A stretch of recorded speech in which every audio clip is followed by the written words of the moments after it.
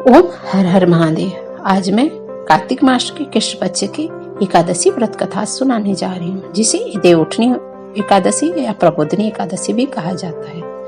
भगवान श्री कृष्ण जी कहते हैं, हे अर्जुन, तुम बड़े से बड़े ही प्रिय, अब मैं तुम्हें पापों को नाश करने वाले तथा पुण्य और मुक्ति प्रदान करने वाले प्रबोधनी एकादशी की व्रत कथा सुनाता हूँ। श्रद्धा पूर्वक श्रवण करो। इस विषय में मैं तुम्हें नारद और ब्रह्मा जी के बीच हुए वार्तालाप को सुनाता हूँ। एक समय नारद जी ने ब्रह्मा जी से पूछा, हे पिता, प्रबोधनी एकादशी के व्रत का फल क्या होता है? आप कृपा करके मुझे यह सब विधि बताइए।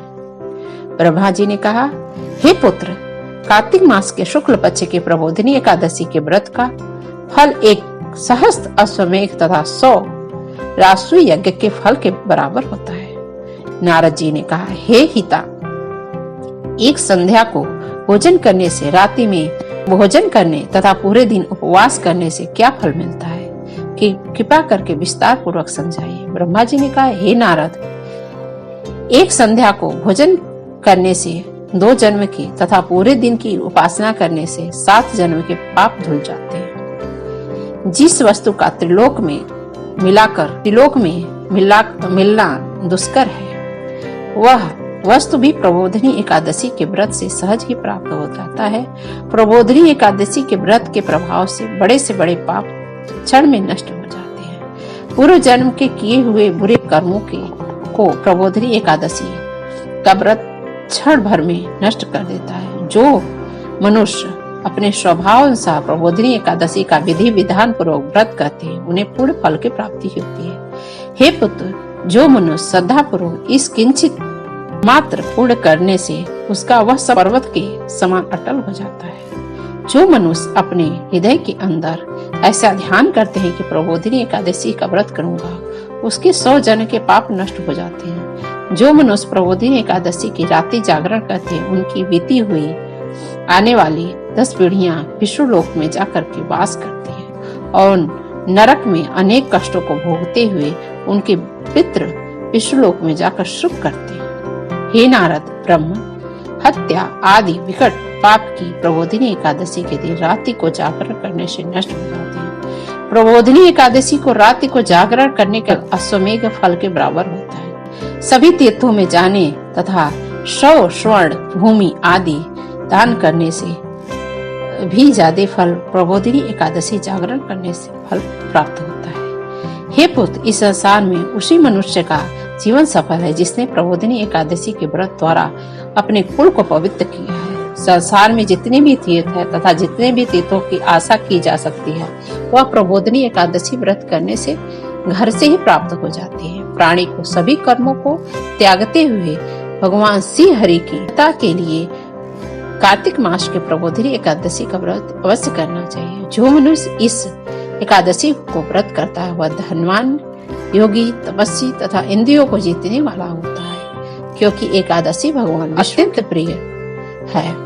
इसके व्रत से मनुष्य जन्म मरण के चक्र से मुक्ति पा जाता है। इस एकादशी के प्रभाव से कायिक, वाचिक, मानसिक तीनों प्रकार के पापों का शमन हो जाता है।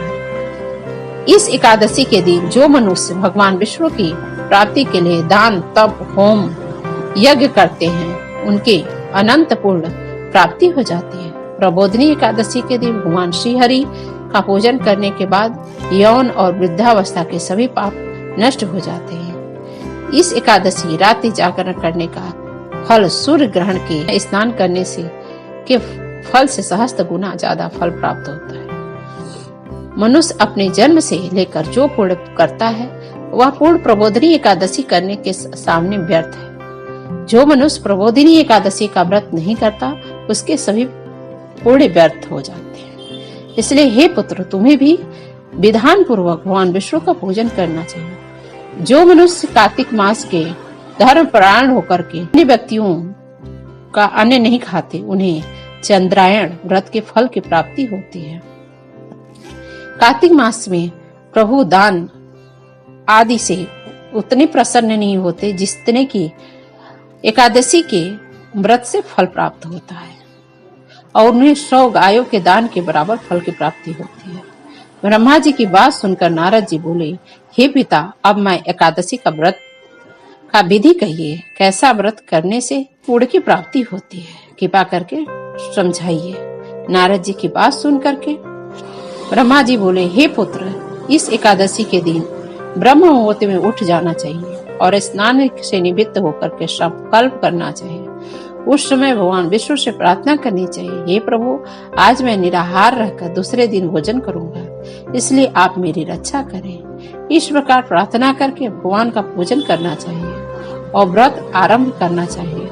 उस रात्रि को भगवान के समीप गायन, नृत्य, बाजे तथा कथा कीर्तन करते हुए रात्रि व्यतीत करनी चाहिए। प्रबोधिनी एकादशी के दिन की फल को त्याग करके पुष्प, अगर धूप आदि से भगवान की आराधना कर सके तो करना चाहिए। शंख में जल भर के भगवान को अर्घ्य देना चाहिए, जिसका फल तीर्थ के बराबर प्राप्त होता है। मनुष्य अगस्त्य पुष्प से भगवान का पूजन करते हैं, उनके सामने इंद्र भी हाथ जोड़ता है।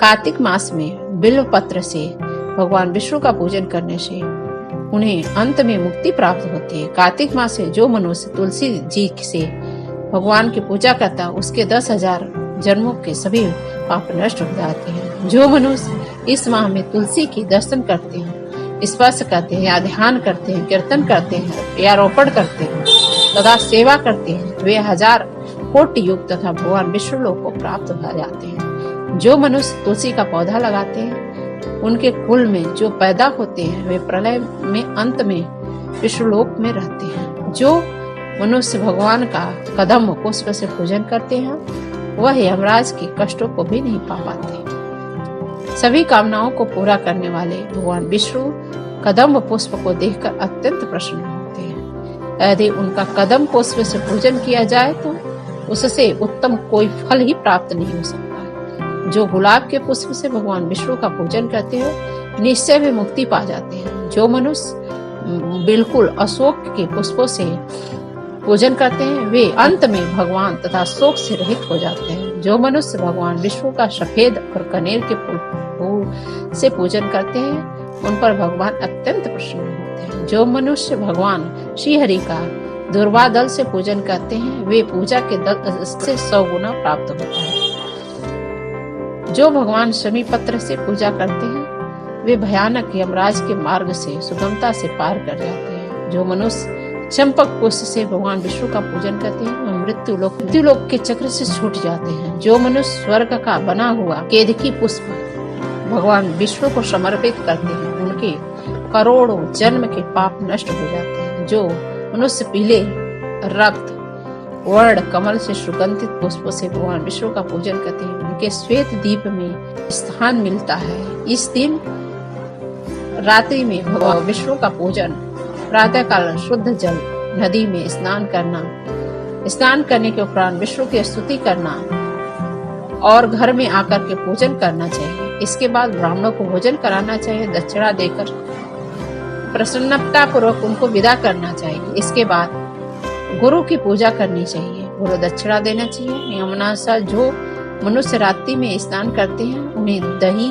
और शहद डाल करके दान देना चाहिए। जो मनुष्य फल की आशा करते हैं, उन्हें फल दान देना चाहिए। तेल की तरह घी और घी की जगह दूध, अन्यों के में चावल मिला करके जो मनुष्य इस व्रत में भूमि पर शयन करते हैं, उन्हें सब वस्तुओं सहित शय्या दान करना चाहिए। जो मौन रह करके स्वर्ण रहित तिल दान करना चाहिए। जो मनुष्य कार्तिक में खड़ाऊ धारण नहीं करता, उन्हें खड़ाऊ दान करने चाहिए। जो इस माह में नमक त्यागते हैं, उन्हें शक्कर दान देना चाहिए। जो मनुष्य नित्य प्रतिदिन मंदिरों में दीपक जलाते हैं, उन्हें स्वर्ण और तांबे के घी को दीपक सहित दान करना चाहिए। जो मनुष्य चतुर्मास का किसी व्रत किया हो, तो उन्हें जन्म जन्मांतर से छुटकारा पा जाता है। जो मनुष्य प्रबोधिनी एकादशी के दिन विधि पूर्वक स्नान करते हैं, उसे सब फल प्राप्त हो जाते हैं,